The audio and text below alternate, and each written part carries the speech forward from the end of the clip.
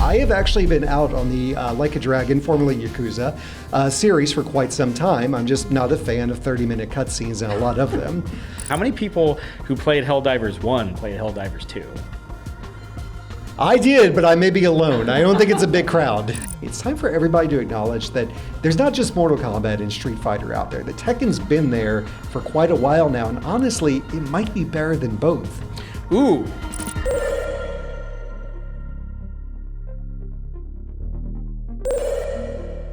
Hey, I'm Sam Stone. This is Power Up, presented by Razer. Today we're going to be talking about our favorite games of 2024, and golly, what a year it's been. Hi, this is Andrew, the editor here. Just popping in to let you know this episode was one of the first we recorded, and since that time there's been a bunch of great games that very well could have made this list. Things like Warhammer 40k, Space Marine 2, The Legend of Zelda, Echoes of Wisdom, Silent Hill 2, and Astrobot. You won't find them here, but just know that we do love those games. Okay, back to the show. So sit back, plug in, and power up.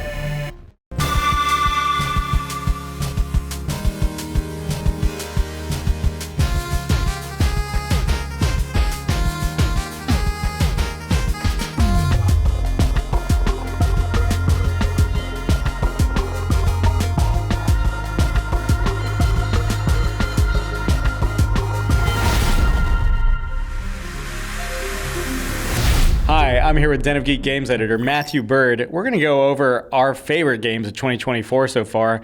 Matt, thanks for coming on the show today. Thanks for having me. It's not every day to come into the place I work. Totally. Well, you know, we got a lot of games to cover. Let's start with your fifth favorite game of the year. Absolutely. Well, the number 5 game on my list is Capcom's Dragon's Dogma 2. Oh, right on. So Dragon's Dogma 2 is the sequel of the 2012 RPG Dragon's Dogma. And it's quite odd to play Dragon's Dogma 2 in 2024, mostly because it still has all the same problems as Dragon's Dogma. It's unpolished, it's glitchy, it's a technical nightmare full of jank, and that is why I love it. There's times when I'm playing this game where I don't know what's going to happen, and I'm pretty sure the game doesn't know what's going to happen either. Whether you're building your character, or you're fighting a dragon, desperately holding on to its back as you stab it in the air, the game just feels, it has this pure sense of adventure and wonder you just do not find in more polished and contained titles. It's not perfect, but it comes as close as I've ever experienced to a game that feels like it's genuinely throwing me in a world that I do not understand and meant to figure out, and I loved every second of it. Having said all that, you mentioned it has all the same flaws as the original Dragon's Dogma. And it's wild to me that that game came out 12 years ago. Yes. Do you think it's better than the original Dragon's Dogma? Oh, significantly. Now, if you do a one-to-one comparison, it's definitely technically better. They've ironed out a lot of the glitches, the combat's smoother, a lot of the mechanics are easier to understand, like that's all true. But what I came to understand this game is there's a certain level of jank to it that it exists because they're trying to be so ambitious. They're like, we want you to really experiment with what you can do with your character, what you can do with this world, what you can do with this combat system. And yeah, some things get broken in the process, but that's only because it allows you to do so much. So with the sequel, I was really able to appreciate that distinction between here's the things that technically are not as polished as they maybe could be in another game versus here's the, what this is part of their design process. It's got that Tears of the Kingdom kind of aspect where it's like, yeah, you're meant to break things along the way, and that's okay. The other thing about like Dragon's Dogma, and I feel like Capcom approaches Monster Hunter the same way, is that it's like, it's not necessarily about refining the experience, but it's like, let's go bigger. Let's every time, let's go bigger. And I'm curious because since the first Dragon's Dogma had come out, they had seen significantly more success since with Monster Hunter. They had seen, we had seen the rise of Souls-like games. How much do you think that informs Dragon's Dogma 2, versus Dragon's Dogma 1 that didn't have all that stuff going around to inform it? Yeah, I think it informs it. I think it helps it. I think that they've had a lot more experience since then, both in terms of how to make this game and how to market it, et cetera, et cetera. But what I really love is, yes, again, it could have been more polished, could have had smoothed a few rough edges, but the spirit of the game may have been compromised. And I love that they identified what the spirit of this game is, and that's a true adventure where you do not know what you're going to run into or what's going to happen at any given moment. And that is the heart of this game, and I love how they did not dilute that just to try and make it more broadly appealing. There is kind of like this idea that with Dragon's Dogma is it's as hack and slashy, I think, as Capcom ever gets, more than Devil May Cry, more than Monster Hunter and everything. What do you think distinguishes Dragon's Dogma, and you had kind of alluded to it, compared to all the other hack and slash games that some of which we've seen this year. There's some of I've kind of like seen some of our lists, and we mentioned some other hack and slash games. Like, what do you think? We do. What do you think it is about Dragon's Dogma 2 that's like, look, this deserves a place on here, and this is what sets it apart from anything else? That's the unpredictability. I feel like so many of your actions feel like they're truly derived from how you build your character and how you want to play the game. And the game never tells you, no, that isn't right, do it this way. Honestly, there's times where it feels like there is no right answer, and that's what I love about it. I love that it's an RPG that feels truly like a wellspring is the character you make, the decisions you make, and how you want to play the game, how you want to explore the world. Now, I know there's a game coming up we're going to talk about that we might disagree a little bit on that. We'll get to that. But did you have Dragon's Dogma on your list? I did, and for me, Dragon's Dogma versus a lot of the other games, I love the level of customization. And I love seeing how Capcom kind of approaches the wider online interface when it comes to hack and slash titles and that sort of thing. You don't necessarily see that with a lot of hack and slash titles. It's largely kind of a single, isolated and insular experience. And so versus Dragon's Dogma 1, which came out like PS3, Xbox 360 era. I mean, there was the Dark Arisen expansion that came out later. It was fascinating to see. And again, Dragon's Dogma 2 was never on my bingo card. When they announced it, at the end of 2023, I was like, oh, okay, we're doing this. I remember seeing some people speculating if it was, because they had announced that they were like, we're going to put out something in Q1 that's going to sell X number of millions of copies. And everyone was automatically like, oh, it's just another Resident Evil remake. It was not another Resident Evil remake. It was Dragon's Dogma 2. And I was like, oh, okay. In playing it, I forgot how much I missed it. Yes, absolutely. I hadn't been a huge Dragon's Dogma. I always forget that apostrophe S. like when it comes to this game, I didn't play it a lot, admittedly. Playing 2, it was kind of almost reuniting with this old friend that you had forgotten existed, and it was oh my god, this is a Capcom property that deserves to be revived. Well, not just miss this game, I miss games like this. Nothing about this game feels on rails or contained. It is chaotic, and I love it. I love that every second of this game feels like something wild and new and completely dangerous can happen, because I feel like that's what a fantasy RPG should feel like. But I'm also very curious what your number 5 game is. So my number 5 game, it's a hack and slash game in a sense, but really it's more of a Metroidvania. Prince of Persia, the Lost Crown, which came out, it's wild. It came out in January, which feels like dog years now for multi-platform. And look, I'm a huge fan of 3D, Sands of Time, Warrior Within, Two Thrones. That 3D perspective with Prince of Persia feels great. In playing Lost Crown, I forgot how much I enjoyed side-scrolling Prince of Persia. I enjoyed how much I like the challenge of Prince of Persia, but it's challenge in a way that doesn't discourage you, because every time you pull off something, it feels so earned. And that's what I loved about the original Prince of Persia games, on Super Nintendo, or the kind that you would boot up on your PC. And, I think Jordan Melkner, the creator of Prince of Persia, said as much. He's like, look, this is the game that I would have always loved to have programmed and created. And it really does kind of harken back. And it makes you realize, there was a period when everybody was going 3D all the time, including Prince of Persia, fighting games. You don't always have to go 3D. Yeah. You can do it from the side perspective. And Lost Crown is one of those kind of timeless games where it looks great, handles great, runs fine on modern hardware, but you don't have to go flashy. You can just, there are time-bending things that, not Sargon, the protagonist, but the bad guy uses in this game. But it's just classic, quintessential Prince of Persia. And it's Dragon's Dogma, it's where have you been all my life, man? I missed it. And it's wild because I think it's the first new Prince of Persia game in 14 years. And it was just one of those franchises that I had thought died with the Jake Gyllenhaal movie all those years ago. Well, listen, it might have, if better for it. But that's the most important thing to mention about this new Prince of Persia, which was on my list. It was a little lower. Mm-hmm. But it's probably my biggest surprise of the year. And much like Dragon's Dogma, this is a franchise I didn't know I wanted to come back until it came back. And a big part of the reason it's such a surprise is it is essentially a Metroidvania title. Which it's funny. It's definitely a new direction. We've never seen a Prince of Persia quite like that. But when you play it, it feels so much in the spirit of those old games that you kind of wonder how it took so long to combine those concepts. Well, and not just with a perspective, but like the puzzles. Yeah.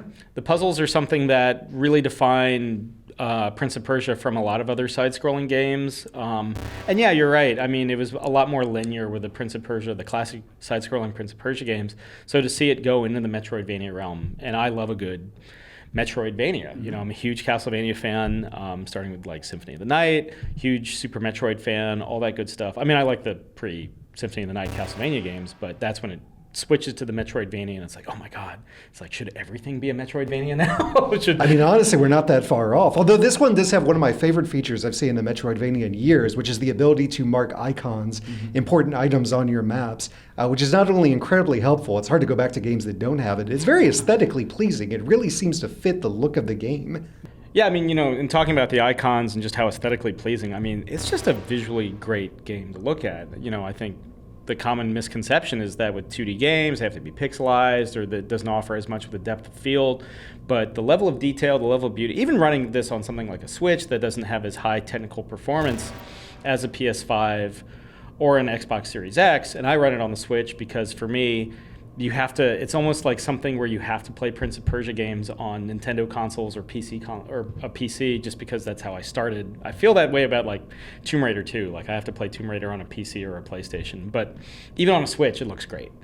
And you know, it's one of the most fantastic like games. I feel like it kind of flew under the radar because of it coming out in like January, but 2024 game, and that's still one of the best. Well, it didn't miss our list, thankfully. And yeah, but what else defines the Prince of Persia more than incredible graphics? The original game, of course, just made such a splash with those realistic animations that kind of just changed the entire industry. But, you know, between Lost Crown and between the Rogue Prince of Persia, the Prince of Persia roguelike that also came out this year, do you even want to see Prince of Persia go back to those 3D days? Or at this point, would you rather that they're allowed to explore other genres? I mean, all Prince of Persia is great, except for I wasn't the biggest fan of the 2009 Prince of Persia, maybe, but like the or the 2008 version. But you know, I have the remastered versions of the classic games. Those are never going away. Let's let them cook, see what new directions they can take the side-scrolling, at least for a little bit, especially given how long the side-scrolling Prince of Persia has been on the shelf. Yeah. Well, my next game is also a bit of a throwback. It's number 4. It's Crow Country from SFB Games. So Crow Country bills itself as a retro 90s survival horror title, and it is filled with references and throwbacks to Resident Evil, Silent Hill, Parasite Eve, and all the other games you remember from that decade. But what separates this title and ultimately elevates it over so many other retro games out there is that it actually acknowledges and improves a lot of the mistakes and problems with those old survival horror games. You can actually use the camera to see what's going on. Combat is not a chore. There's a generous hint system that will help you figure out all the puzzles in this abandoned amusement park you're tasked with exploring. It's one of the most incredible combinations of recognizing what made those games work while also acknowledging that they are not quite ready for the modern era. And as we see more and more remakes in the style of Dead Space and Resident Evil come out that take the genre further and further away from those 90s survival horror glory days, I really think Crow Country shows that a lot of those games were relics that just need to be polished a little bit to reveal just like what gems they really are. We were both talking about how Prince of Persia kind of taps into something familiar that had been forgotten, and we certainly mentioned that with Dragon's Dogma as well.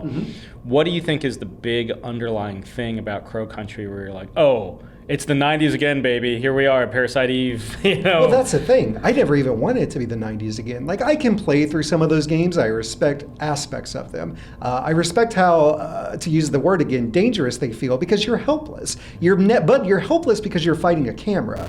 You're navigating tank controls. You know, the environments look great, the sound's great, but you as the player feel helpless. What I love about Crow Country is you never feel helpless. There's actually a mode in the game where you can just solve puzzles and skip combat entirely. But it never dilutes the atmosphere. It never dilutes the soundtrack. It never dilutes the wonderful, incredible 90s visuals. The game's not necessarily scary. It can be in parts, especially if you have combat enabled, but it is eerie. It is creepy. It feels like that misty graveyard in like an old Universal film. It's just such a great place to lose yourself in. And I love that they looked back at that 90s genre where like we can remove all these annoyances and keep that kind of warm blanket horror feeling, which I think is exactly what they did. When it comes to like horror games, like what is it about kind of a more lo-fi aesthetic that really delivers on that atmosphere? Well, I think with the lo-fi aesthetic, now some of it's obviously nostalgia because I grew up with some of those games, but I think the thing is, it is a little unnerving. You know, everything's a little pixelated, everything looks a little off. There's almost like an acid trip quality to those games, which this leans into in parts, not going to get into spoilers, but it does kind of lean into that a little bit, where it just always, everything looks just a little off, everything's a little janky, or everything's a little blocky, everything's like a little ugly in just the right way if you're trying to do a horror game. It's like how I own a copy of Texas Chainsaw Massacre on Blu-ray. I wish I still had the VHS because it never looks better than it does on VHS because it's a little grainy, it's a little ugly, which is sometimes what you want horror to be. Yeah. The 4K Texas Chainsaw Massacre does feel weird, especially if you've got motion smoothing on. Well, maybe it's a theme on this list with Dragon's Dogma, which I felt that I was glad that wasn't so polished. But Crow's Country, where it matters most in the gameplay, in the presentation, it is super polished. It is amazing that it came from an indie studio because it feels like, you know, again, with so many remakes of all these horror games from that era coming out, they're trying to upgrade them in so many ways. I love that it retains the look and the feel of those games while upgrading the parts that matters most, which is the actual experience of playing it and making that as smooth as possible. Yeah, and I do feel like there's something about indie developers when it comes to like horror games, especially like horror PC games. Like I'm a big fan of Chilla's Art, who put out all the like the lo-fi Japanese horror games that you can get on like Steam and everything.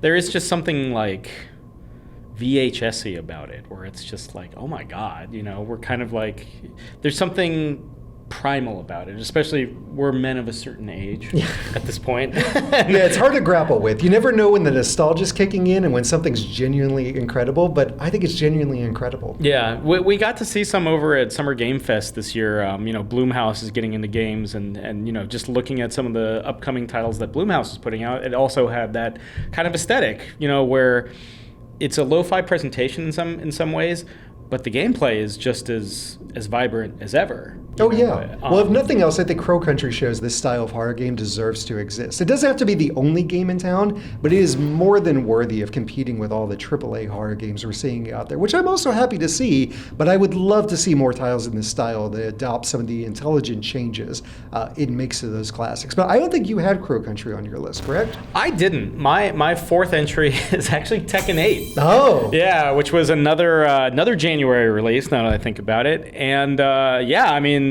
the Iron Fist tournament continues.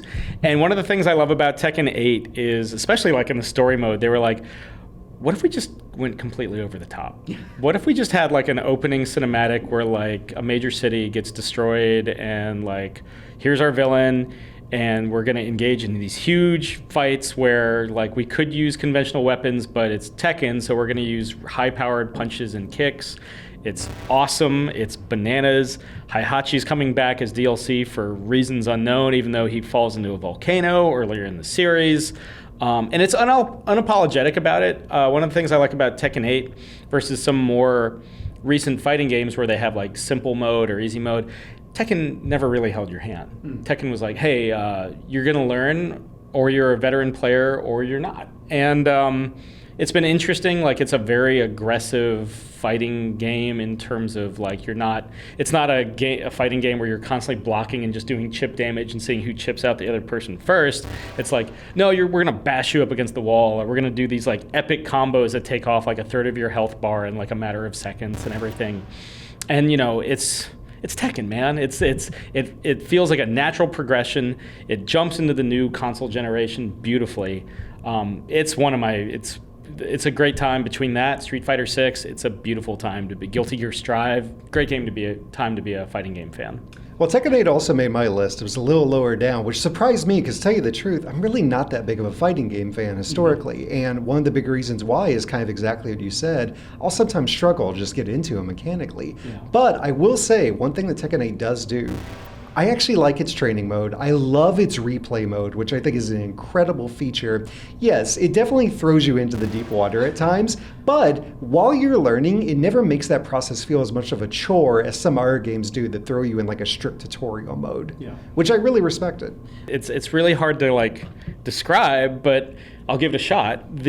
When you start out Tekken, whenever you start out any fighting game, the online scene hasn't quite figured out all the mechanics yet, even the veteran Tekken players. So there's like a golden 2 weeks where you can do like ranked play and actually do pretty well because everybody else is figuring out the game at the same time.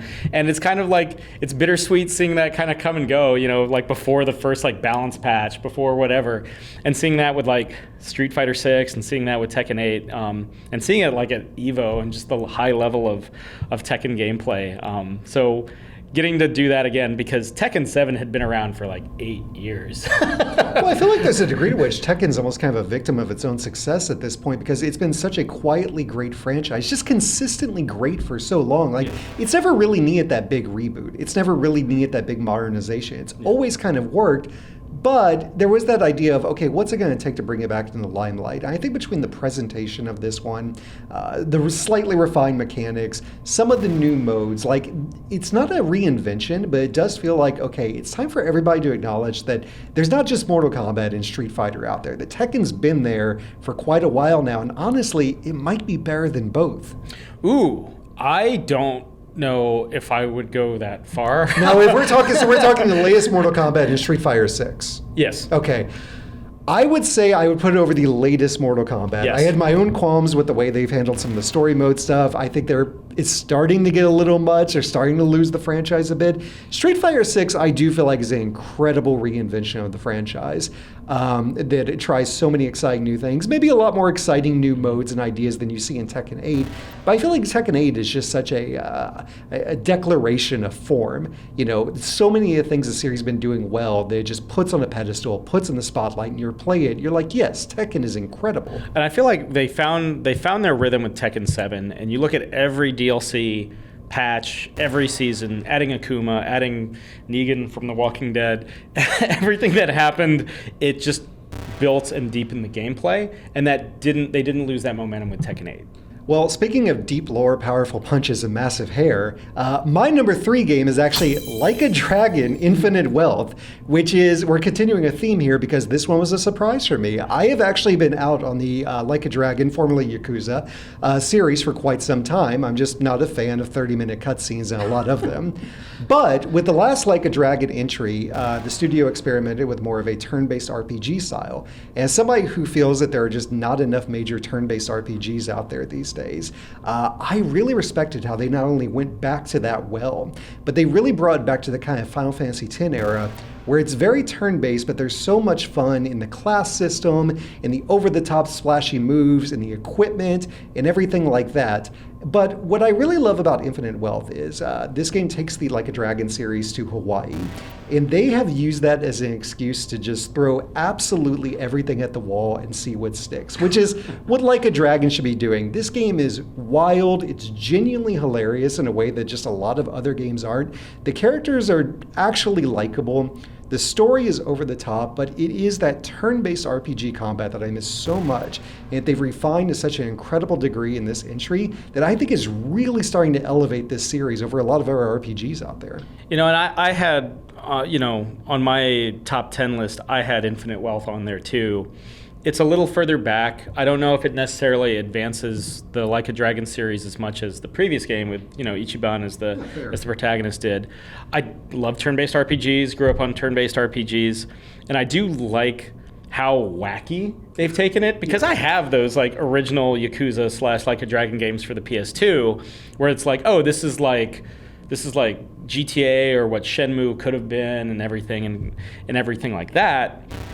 But then they're like, okay, but what if we wacky? Well, what's the old saying? There's two kinds of games. There's parkour and menus. And Like a Dragon is definitely a menus game. But that's why I respect how every menu interaction, every little combat, every class system, every new piece of gear you try to equip, like it's all got a little personality. It's got a fun effect. Like everything feels substantial and fun and meaningful in this game, especially the cast of characters, which this franchise just kills it with its massive cast of memorable characters. If I may, what is your favorite mini game? Because like any social sim, like the Like a Dragon series has become, it's just full of mini games. What is your favorite one? I'm shocked how deep I fell into the Animal Crossing style resort management game. I didn't expect to, because it feels like it could be such a throwaway concept, right? Yeah. Which, yeah, okay, so it's not as deep as some of the full-fledged games that do that. But again, when you look at that and you're like, they pack this into everything else going on in this game. It's just a testament to how much care and love and fun and personality they just put into everything they do in that franchise, which is great because, again, there are 30-minute cutscenes. There are a lot of them. It does wear you down at times, but I also can't overlook just all the incredible touches along the way. Do you think that Infinite Wealth kind of has, in a lot of ways, I feel like it's almost more cinematic than some of the more recent Like a Dragon games with those cutscenes and those stories? They were always there, but I feel like Infinite Wealth maybe has them more than the Ichiban title. Yeah, I think it speaks to them going to the Hawaii, taking it out of Japan and just trying to be a little more wild with everything. I almost feel like there's a degree to which they are like, okay, if we take this to a different location entirely, we can play with a few different things, and some of them are going to work, some of them not, but that's okay because it's almost like separated from everything we've done before, even to more so of a degree when you look at the broader Yakuza franchise. But yeah, I do feel like it's a little more cinematic. I do feel like it's a little tighter in places. I do feel like, much like we were talking about Mortal Kombat, I am curious as things do get progressively wackier, as things do get more over the top, if they're going to take it too far in that direction. But I feel like for this, which essentially feels like, again, a spin-off of a spin-off in the best way possible, I like that they just go for broke. Absolutely, 100%. Well, mine, we were talking about lo-fi horror earlier, and my number 3 spot definitely leans into lo-fi horror, which is to say Five Nights at Freddy's Into the Pit, which is, it's a game that was released to help celebrate the 10th anniversary of Five Nights at Freddy's, which is bananas to me that franchise has been around for 10 years, a full decade now.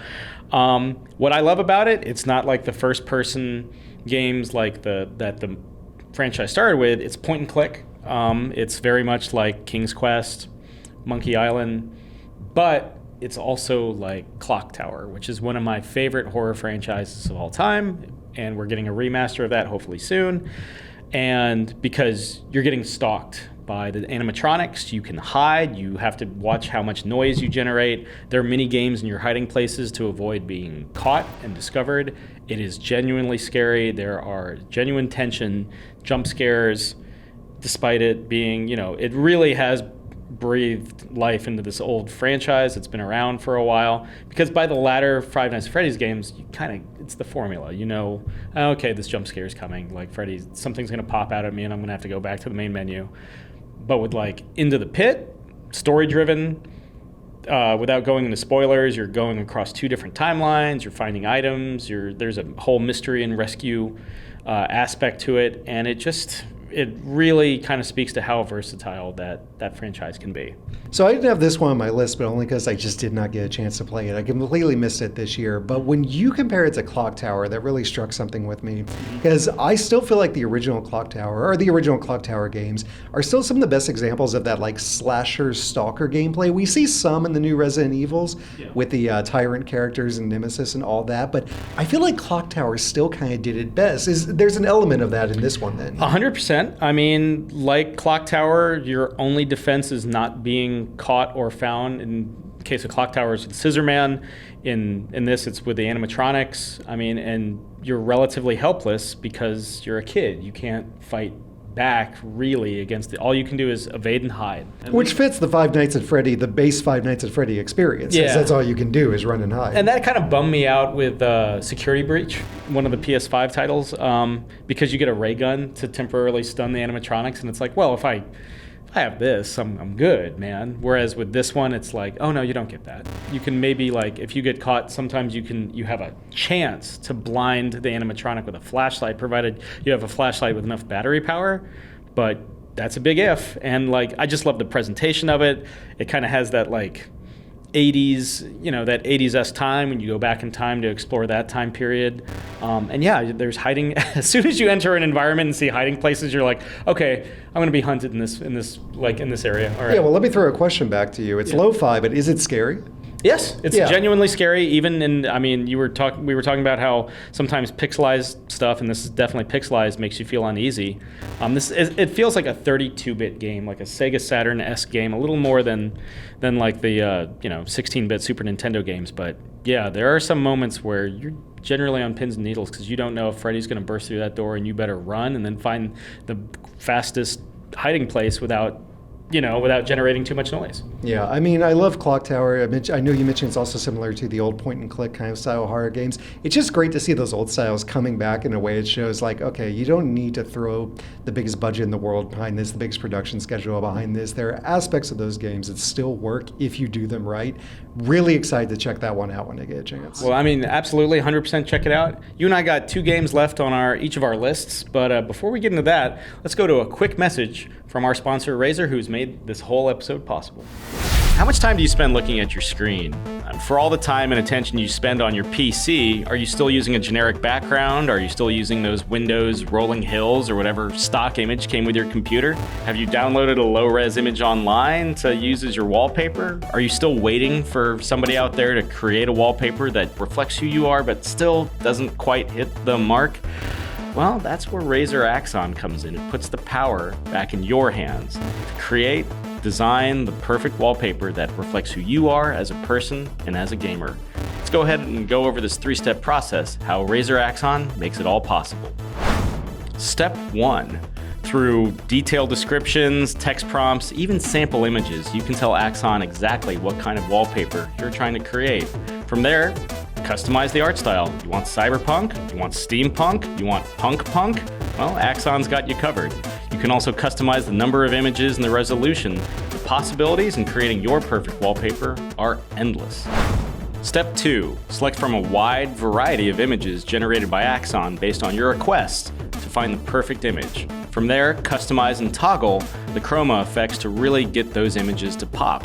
This extends to supported devices including keyboards, mice, headphones. You're really getting the full PC ecosystem experience thanks to Razer Axon. Step 3. Take that artwork and apply it to your wallpaper and your supported devices. That's it. All good artwork is meant to be shared, so be sure to enter some of that artwork into regular contests held by Razer for a chance at Axon rewards and compare your artwork with a community of artists all supporting Razer Axon. From there, sit back and bask in the glory of that artwork that you created.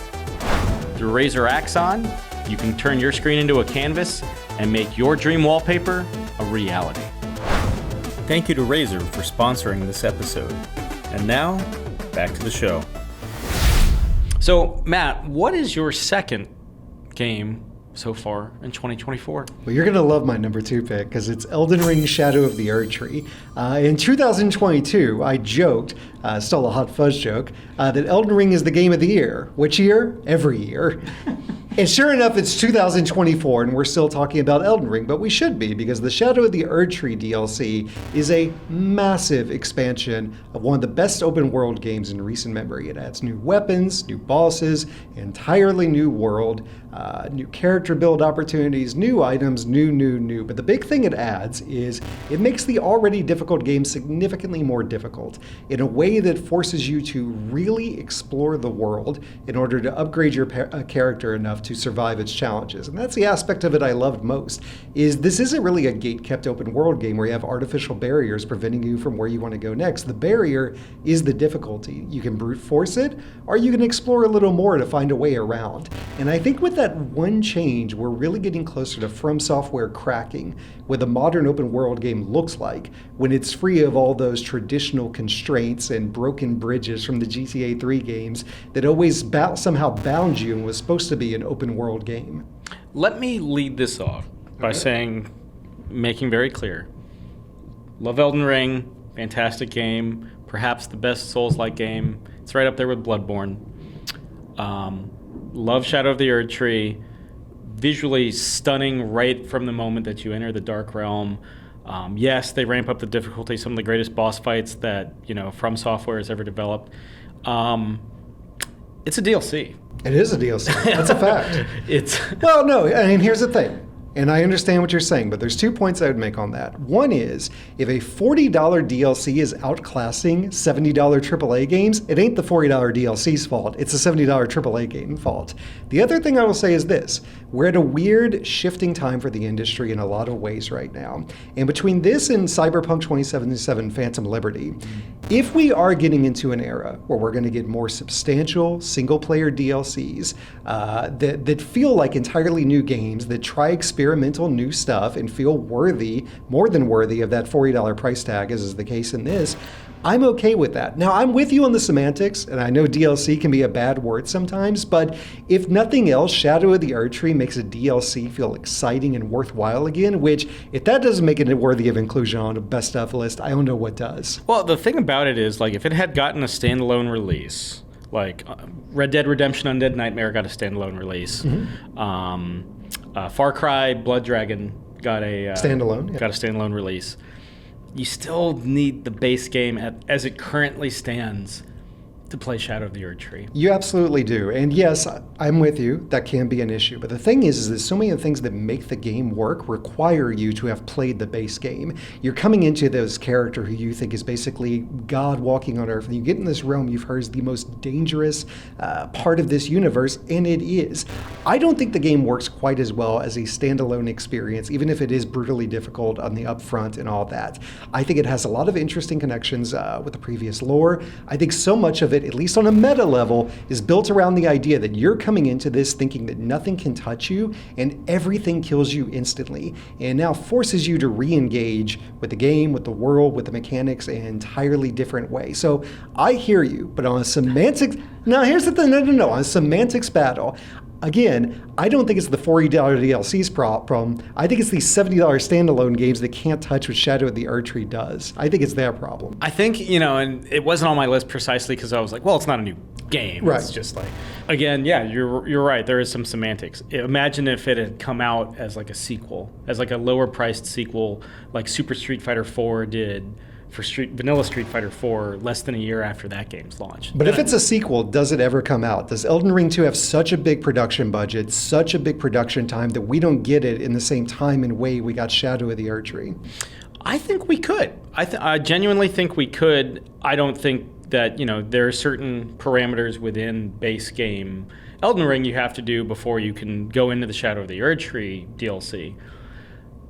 Okay. But I do like your point that when you get to the Shadow of the Erdtree content, it feels like you're back to square one, no matter how powerful you were in the base game. Yeah. You have to earn everything. Even what's the goal, the jail master that you fight relatively early? Yes, it's just like, this dude can take me out in one combo. Like pretty much the first boss you find will just one-shot you no matter what you did in the base game. And it's, hey, welcome back, baby. But no, listen, I understand your point. I do. But I really don't know if From Software would have made Elden Ring 2. I do know that they did and wanted to make Shadow of the Erdtree. And if that's what it takes for us to get back in this world, I'm not only good with it, but how could I not celebrate it when we're talking about the best games of the year? I mean, it is a tremendous achievement. Again, as soon as you go in there and see the actual Erdtree, you're just like, oh my God, they did not skimp out on this at all. Well, I don't know if you realize, it took me a while to realize, but there's so much in the game you actually don't have to do. It's actually possible to skip a lot of stuff. There aren't a lot of artificial roadblocks in there. It's just a matter of how hard you want to make it for yourself and how willing you are to explore both the world and the game's mechanics. And for me, that's the heart of what made me a Dark Souls fan years ago. And to see it done on this scale and this level, semantics aside, it really is a marvel of game design. It's one of the most beautiful gaming achievements of the year. Again, the entire reason why it didn't make my list is just like, well. Well, all right. Well, agree or disagree, but I am curious, what did make your list at number 2? Well, my number 2 is Helldivers 2. It came out the gate. We were talking about like sequels that kind of surprised people, like Dragon's Dogma 2 surprising people. I think Helldivers 2. How many people who played Helldivers 1 played Helldivers 2? I did, but I may be alone. I don't think it's a big crowd. Yeah. So you get to live out all of your Starship Troopers fantasies. Every planetary drop feels just like its own epic adventure. It doesn't necessarily hold your hand, especially with some of the tougher drops and that sort of thing. It's fantastic. I was talking earlier about how Tekken 8 had that golden period at launch. Helldivers 2 had a really big golden period, for 2 months, 3 months after launch. So it was really interesting seeing that game kind of unfold and seeing what that game was fresh out the gate. It really, I feel like it was one of the first games that really got people buzzing, for 2024. Yeah, and you kind of touched upon it, but one of the most amazing, but also not so amazing in the long run things about Helldivers 2 is it's a live service game that actually takes advantage of that live service element in an interesting way. And I did have this on my list. I had it a little lower, but when Helldivers 2 is at its best, the way the developers are able to dynamically change the global or the galactic war scenario to keep you constantly on your toes fits what I think is the best part about the game, which is you can take nothing for granted in this game. Every loadout, every strategy, every single gunfight feels substantial and often pretty scary. Yeah, I play a lot of online cooperative games. I play Dead by Daylight as the survivors. I play The First Descendant, which also came out this year. And there's a sense of cooperation in there. The cooperation feels more earned in Helldivers given what you're up against, the scale of what you're up against, and the gameplay mechanics of it. Well, it's partially because it revives that old playing Battletoads with your sibling spirit of the cooperation isn't always cooperation. Yeah. That grenade is just as likely to take out an enemy bug as it is to wipe out your party. And it really just comes down to who you're playing with, the moment, how they react, how you coordinate, and the way that everything dynamically changes, along with everything that dynamically changes in the galactic sense with the live service elements, is just so incredible. Now, there have hit some snags, though, in recent weeks and months with Helldivers 2, which is why I had it lower on my list. What do you think about the state of the game now, and does it hinder your good memories of the title whatsoever? It doesn't. It ranks so highly on my list precisely, and I'll tell you this, even if said internal changes hadn't happened, it still wouldn't be the top of my list. Yeah, well, I will tell you what's at the top of my list. Oh, sure. And continuing the theme, I suppose, it is another surprise game this year. It is Balatro. Balatro starts off as a kind of combination of poker and solitaire, where you're just forced to build the best poker hand possible from a deck of cards that you're dealt. Standard deck of 52, standard poker cards, everything's pretty standard. But then Balatro introduces Joker cards that multiply your bonuses. And then Balatro introduces special cards. And then, and that's where Balatro reveals itself to actually be a roguelike deck builder. And it's one of the best examples I've seen since Stardew Valley of a game that piles so many mechanics on you without ever losing touch of that base experience that kept you addicted to it in the first place, and where every new mechanic feels like a revelation and discovery as you slowly realize all the ways you can manipulate the game and all the ways you have to manipulate the game if you're going to beat it. It is by far the most addictive game I've played in a while. I'll tell you really quick, the Black Mirror creator, Charlie Booker, recently said he thinks it may be the most addictive thing ever created by humanity, which is an endorsement of a sense. And I know I've had at least one freelancer this year tell me that they missed at least one deadline because they couldn't stop playing Balatro, and I didn't blame them one bit. Well, you'll notice that I didn't have Balatro on my list. But I do think the beauty, having played it, I think the beauty of Balatro, the beauty is in the simplicity, because you look at it, and yeah, it's just a card game, and then you find the amount of depth as you continue to get into it. And I do think there is something just profoundly addictive. I still find Tetris profoundly addictive, and that game's been around for 40 years now. It scratches that same itch. We say it all the time. Easy to learn, difficult to master, but it really hits that in a way that... So are you generally a fan of these types of games? I was curious why it didn't make your bigger top 10. I love mobile games. I love all kinds of quick, fast-paced games, but when I'm looking for games, there's something about scale that I really enjoy. My number one pick is Final Fantasy VII Rebirth.